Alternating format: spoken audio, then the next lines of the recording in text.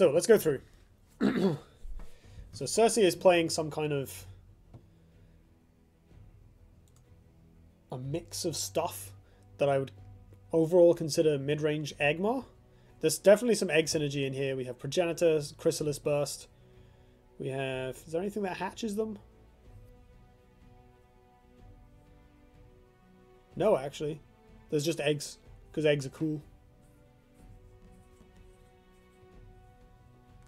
Okay, it's not even Eggmorph, it's just like a mid-range deck. With a few different kind of cool tools that, I guess, give you different options in different situations. Again, it's down to budgeting more than deliberate choice, I think, but...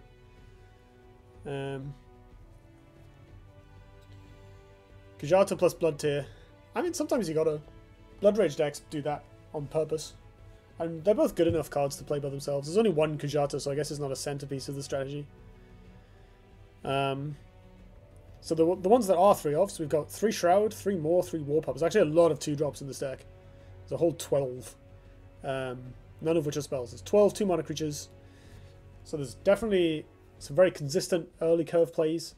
There's some cool synergy with... We've got Sojourner and Warpup that are very good with buffs. And Wildtar, I guess. There's a couple of cards that can run away with the game by themselves. We've got a Silthar Elder, a Vindicator, a Colossus, a Ryzen, a Chrysalis Burst. So there's kind of quite a few like whoops I win, do you have it cards, which I think will basically keep opponents on their toes. There is an advantage to a strategy like this, which is, how do you sideboard against this, right? Like, you see Chrysalis Burst and Progenitor in game 1, so you bring in loads of pings, then you just lose to, like, Hologrove Keeper into Drogon for Tempo and Burst or something in game 2. There is actually some power to the sheer variety of this deck. Hey, Jovikin, thanks for joining. Why is Hologrove Keeper doing here? Hologrove Keeper is presumably... They had a legendary and it was quite powerful. I think I'd replace that with a Pony. Sunset Paragon, if you have one, Soti. But Hologrove Keeper is pretty sweet. You know, if you're rocking up expecting people to be playing Ironcliff Guardians, Hologrove Keeper is the best answer to that card. So that's some advantage. This player doesn't seem to have registered a sideboard, so let's assume they didn't have one. Over here we have a very cohesive looking Golem Vet deck. There are a whole lot of golems here, and a few neat little synergy cards and removal to back it up. So the golems overall, we have Celebrant, we have Dream Shaper, we have Metallurgist, we have Ghoulie, we have Hailstone Golem, we have we have Sirocco, that's what I meant, and we have EMP. So Sirocco is the obvious payoff here, but I consider just the 2-drops are a perfectly good package by themselves. I've recently started playing a lot of golems instead of obelisks in my vet decks, having tried them out just to see, oh, you know, did I misremember exactly how good they were? It turns out I totally misremembered how good they were.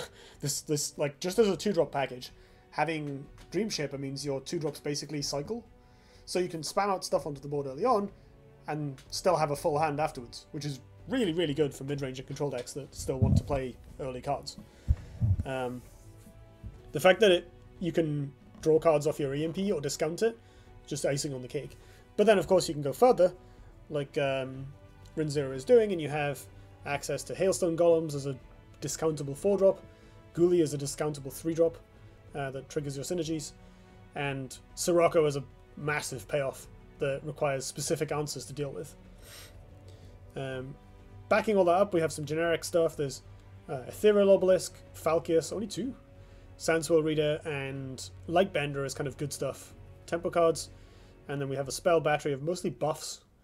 Probably too many buffs. I think these Cosmic Flash and Second Wish, even Kinematic Projection, are looking a little awkward. I definitely want to see a 3rd copy of First Wish and a 3rd copy of Falcius, because the cards are just too good not to run, and a 3rd copy of Blood of Air. So you can shave these pump spells, definitely, to put in the more powerful individual cards. Over here, In the sideboard, we have 3 copies of Fireblaze Obelisk, which is nice for... I like that, actually, transforming into obelisks. I don't really know what you bring them in against. Like, they don't do that much that golems don't, especially... Like, obelisks are powerful, but not in a way that gives you a targeted answer to something. Gust, I guess Fireblaze Obelisk and Gust go quite well together. Again, Gust is great, but it's really... Gust's RNG actually makes it a lot worse. Not only because, you know, sometimes it misses, but because you have to spend your entire turn doing maths about the chances of it, you know, dervishes spawning where, depending on where you play it. And so Gust actually has a real mental cost. The card would be a lot better if the turn timer was longer, because it's so easy to misplay with it, or to make other mistakes because you focused on Gust so much. Imara Healer, I kind of like that, actually. There's some nice work here in using the sideboard as a place to put staples and open up the main deck for more golems. So putting Imara in the sideboard is nice because you can bring it in matchups so they don't have Demonic Lure or Pulsar Beast, or like Egg Morph. So basically only matchups where it sticks, at which point it's fantastic.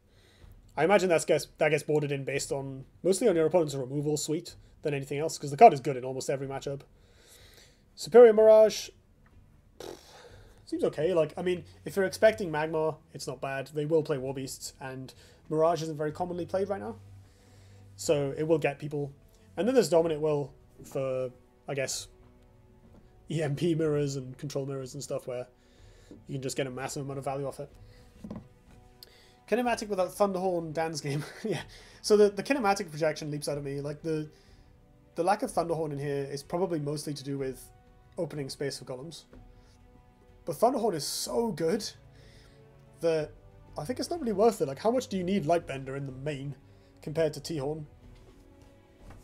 Or even, like, more Sandsword Readers. No Lost in the Desert, I think, is more forgivable. That card is so often blank. Like, it's not that hard to play around unless you're doing really well. So it's great in boards when, like, you stick your Thunderhorn or you're playing Repulsor Beast and displacing all that stuff, but, like, that doesn't tend to happen very much, especially not when you're behind. And you really want AoEs to help catch you up. So I can see cutting Lost in the Desert to make more space for golems, to power up that Sirocco, because Sirocco with just golem 2-drops relies a lot on, you know, do I draw a double Dream Shaper? Yeah, then I'm probably fine. I'll get a decent Sirocco off. Otherwise, it's going to do bugger all. You know, Sirocco for 1 or 2 golems is just not worth it. So you do actually want to play a lot of golems in the deck to make sure you're hitting like 5 of them or something, and odds are they'll be in good positions. Right, on to the match.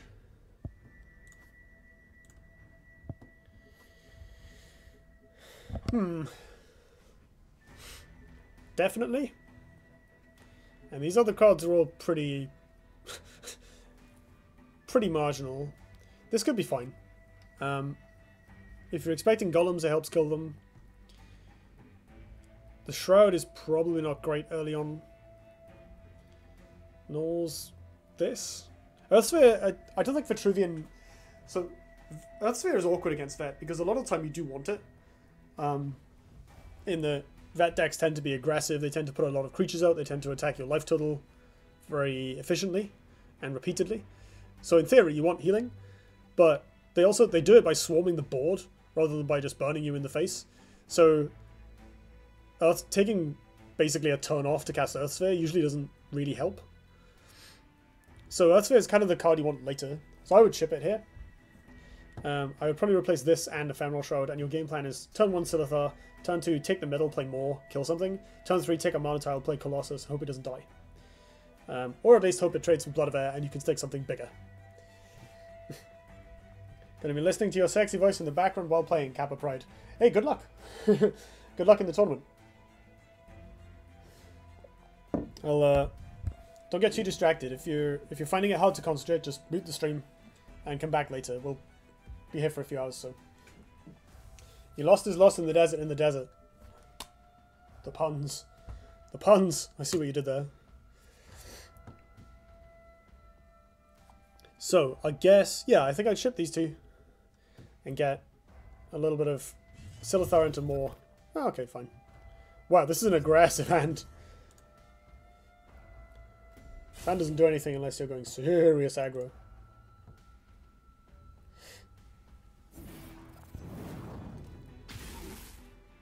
Screen on the left is slightly out of sync.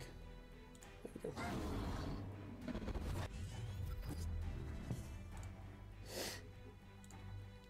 Right. Turn 1 4-3 is fine. It's not in a great position, so I'd probably have saved that. I really like playing Silithar and then playing +2/+2 and attacking something. Right, so this is actually really good for keeping the Shroud. That's a thought. Yeah, if you expect obelisks, keeping Shroud is worthwhile. So now you can play Shroud plus Silithar and bring this up to pressure. Taking a Monotile seems awkward there. Although it's worked out because he replaced it with Wild Tar. But this 4-3 is now severely out of the way.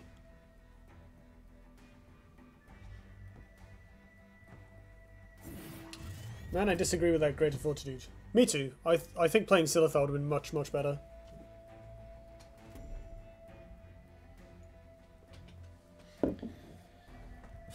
Circe is also pretty low on cards now. Oh, the Falcius. Such a good draw.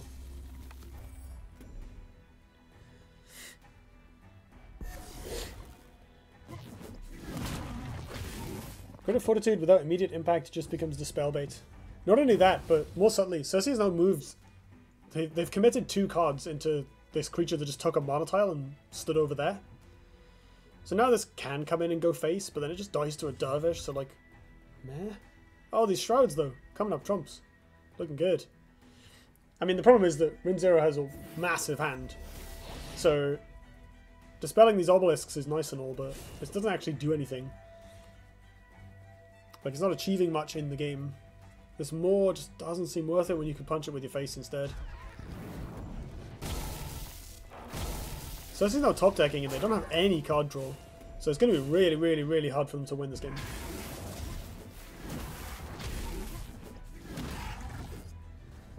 So Rin has 5 mana, which is a little bit awkward. Sirocco doing nothing. But, you know, Hailstone plus, like, shrink the 4-1, kill this. Seems fine. I'd probably play the Hailstone defensively. Because this way the opponent can Bloodborne spell and kill it.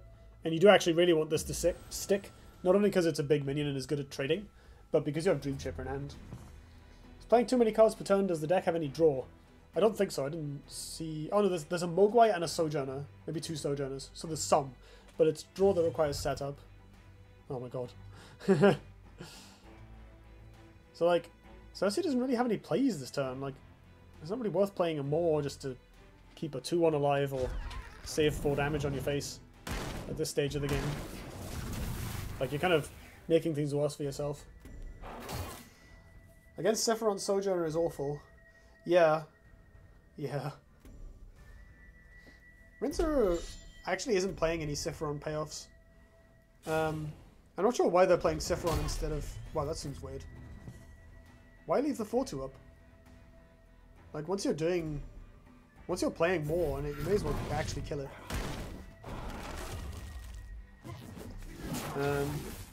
I would have definitely played the Dream Shaper first here. It opens up potential options by drawing your cards, letting you make more informed decisions about your plays. You usually want to draw before making any other decisions, just in case you drew something else that very efficiently removes the opponent's minions. Lets you keep the 4-2 alive or go face with it. But that's kind of mostly academic at this point. Rin0 is just really far ahead in this game. That Ryzen is looking kind of cute. You can move up here, put the Ryzen in the corner, Bloodborne spell, kill the Ghoulie. Well, this doesn't do anything, it just dies for free.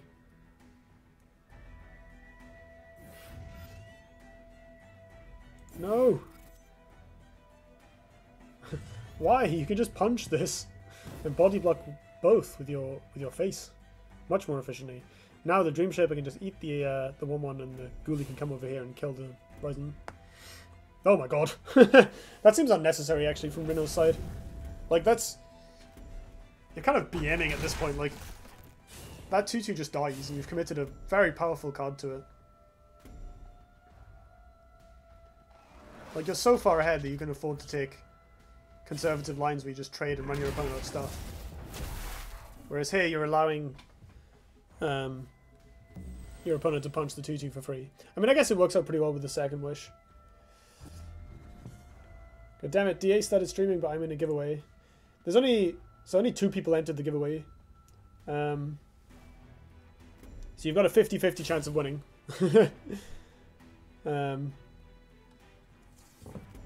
In fact, I can roll for it now if you like. I forgot to do it earlier. That Mecanto seems okay. It is a bit awkward that nothing's being done to clear this Ghoulie. And you could put it in here instead. And you kill this as well. I mean, I know this is now irrelevant. You can move away from it. But getting some damage on this Ghoulie seems really useful. I guess Rin0 is just trying to... I guess Circe is just trying to force some kind of lethal. But Rin0 can just run away. Like, the Ghoulie will kill you long before you get there. How do we enter the giveaway? So I'll do them between each round. Basically, there's a keyword. You type the keyword, and it enters you. And I'll pick one person who...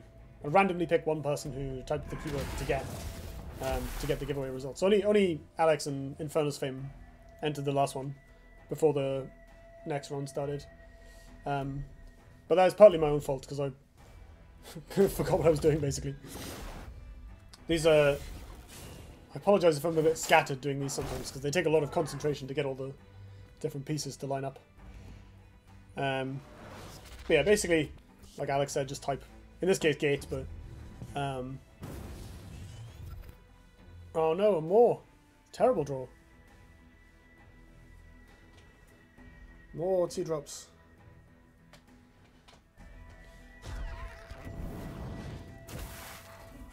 I did a strategy short video at one point called The Downside of 2-drops. And it was basically this, which is that you need them to make early plays, but you kind of usually don't want them in your deck after turn 2.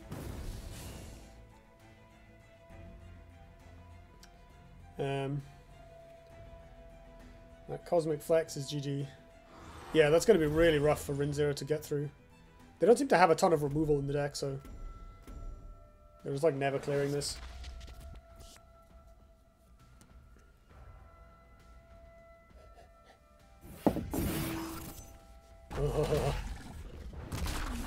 Like Circle of Desiccation plus...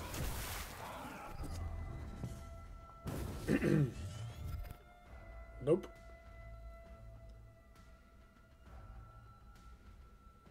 That is not happening.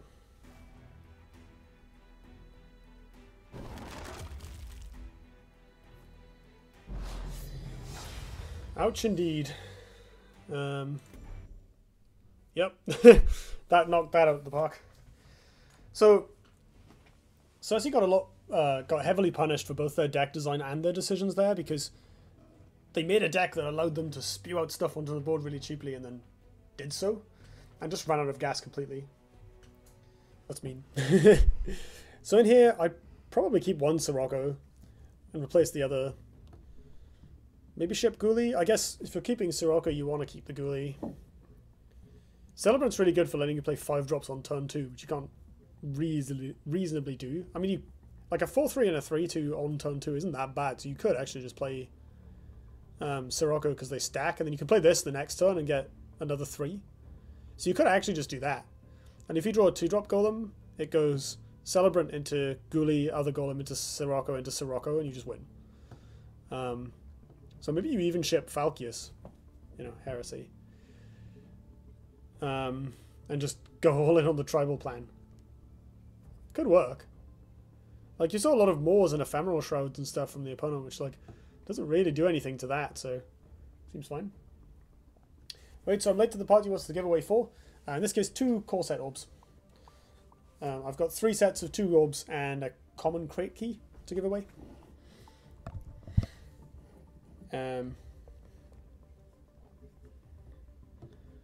Right. Let's go.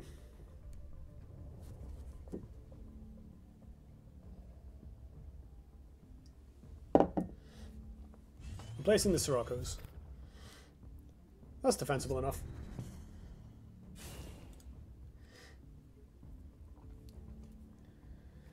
Lays out Celebrant. So where do you put your mana tile? Oh, that's some odd positioning. Your opponent can really easily take this, so I'd much rather see the Celebrant off to a diagonal. I tend to put the mana tile where the Celebrant is, which gives you good access to the middle of the board. You can walk past it and then play something on it, or walk back towards it on turn 3. Warp up Silithar. This is kind of awkward because the warp up does just die. Like, you can walk forward, move the Celebrant over here. So you can go... let's see. Oh yeah, okay, I like this. Draw cards first, that's always sensible. You can play an Obelisk. Yeah. There's not much point in putting it on the mana tile. You may as well put it here. Because you can't use the mana tile effectively. So you may as well body block your opponent from playing on it instead. And that guarantees you the mana tile next turn, more or less. Like, unless they natural selection this and then walk over. But then they can, you know, natural selection, then play a 2-drop, and then if they have a 1 mana card, they can cast it, but it's unlikely to do too much. Whereas body blocking is probably more effective. So Circe gets a 5-drop here, but they don't really have a 5 mana play. I guess they can dispel this and then play the Sojourner, but that just dies because Sephiron's Bloodborne spell is going to come up next turn. Oh, plays it aggressively as well. So everything on Rin's side will be able to reach this for the easy clear. Solid Growth Keeper is... I would not have left that in the deck. Like, you saw no targets. But I guess Circe doesn't have a sideboard. Chances are. At least we didn't see one. So what else do you do this turn? I think you just Ghoulie and Bloodborne spell. Like, you definitely want to Bloodborne spell the Sojourner. I guess you can Bloodborne spell it and then not kill it. That also works. You can kill it next turn with Blood of Air or Falcius or something, but that doesn't really excite me.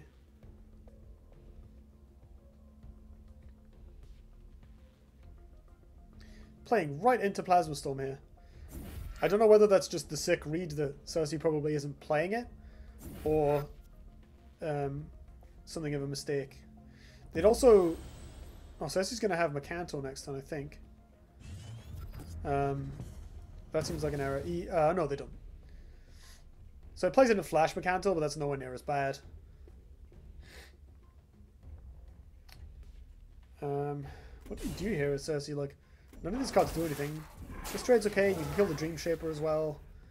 Maybe send the Sojourner down here, where it can't be Falciused, and then you can start farming hits off this Obelisk. You come here, punch this, go there, and then just jam Tegete, I guess, who's quite hard to kill. Although, again, vulnerable to Falcius. Yep. You could go face here, I suppose. Come down, punch. It's a bit awkward because you're playing into inner focus, and I don't like that too much. Snap Blood of Air on the Sojo. I think I would have preferred to attack it last turn and save Blood of Air for a bigger target. You know, killing a young Silithar is not that valuable. Ooh, miss sequence here. Hitting the Tegete before moving. It's an easy mistake to make, but like, that's pretty punishing. So this, and then at this point you have to use your hard removal spell on the Sojo instead of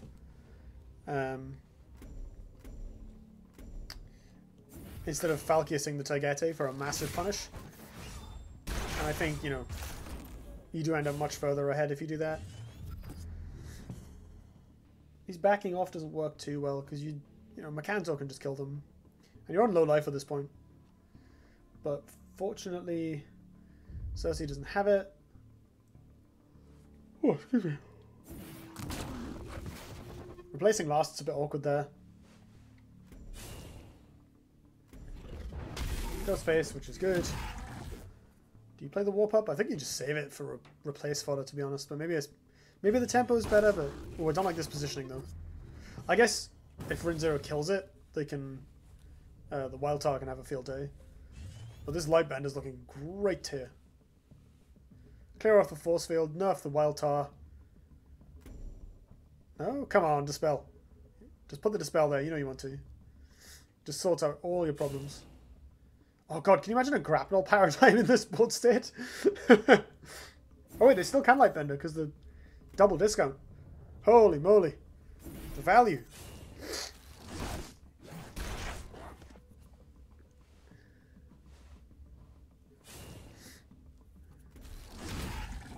I don't like this bunching up into Warbeast thing. So if Circe draws Warbeast here, they can kill everything and continue the pressure. I don't like this. This does not seem worth it. Like these eggs are just gonna die. Like yeah, you get a 5-3, but who cares? And well, I mean this Kujata egg might hatch, but like at this point, Circe has so much mana in his top decking. That's actually bad for them. Like a lot of your minions just die if you have 2 Kujatas in play. So many 2-drops in the deck. From Rin's side, you can bounce this to make a sand tile, which is not massively worth it. You can play Ghoulie Inner Oasis. I like that. And then maybe, you know, shrink this and beat it to death. That's a medium draw. I think I would have rather played the Ghoulie there. Or, you know, maybe play Falcius and just get the bonus on it. I guess they're hoping to draw something useful off the 3 mana, but, you know, probably the best thing you can draw for this is a Ghoulie. Oh, no, wait. There we go. Discounted Sirocco. That'll do it.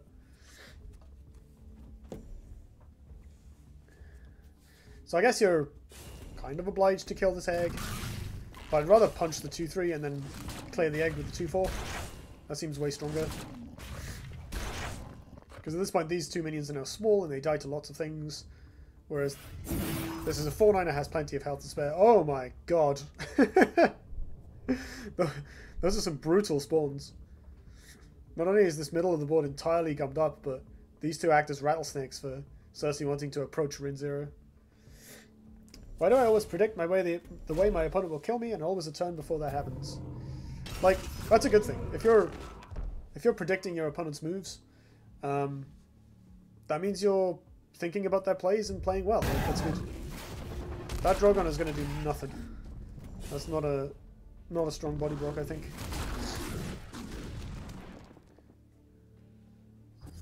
Yeah, there's no real comeback for Circe here. I would have much preferred to trade in both the Kujatas to clear 3-2s and then play the Drogon as a 4 health minion. That means it can't die to this. Which means the Hailstone Golem can't get in. And failed to block lethal, might I add. Oh yeah, we've all been there. Mistakes were made and all that.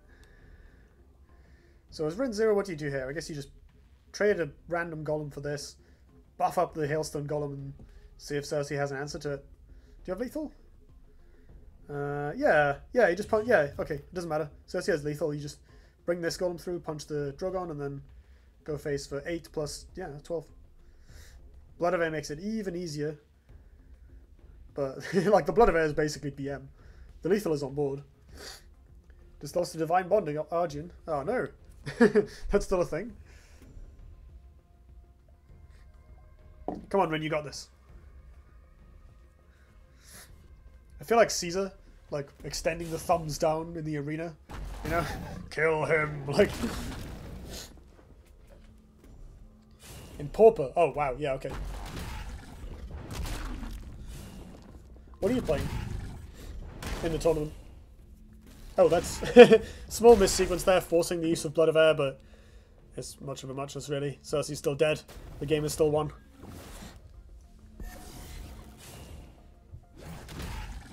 Bath. Fair enough. Yeah, it's tough.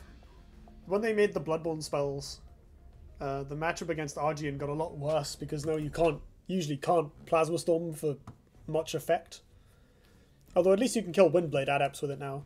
But there was a long time period against like Temple Argian or Bond Argian where they would go Windblade Adept into 3-drop into 4-drop buff it. Or Ironcliff buff it. And you're like, I have this Plasma Storm that's supposed to be great against Lionar, but it kills one of their creatures.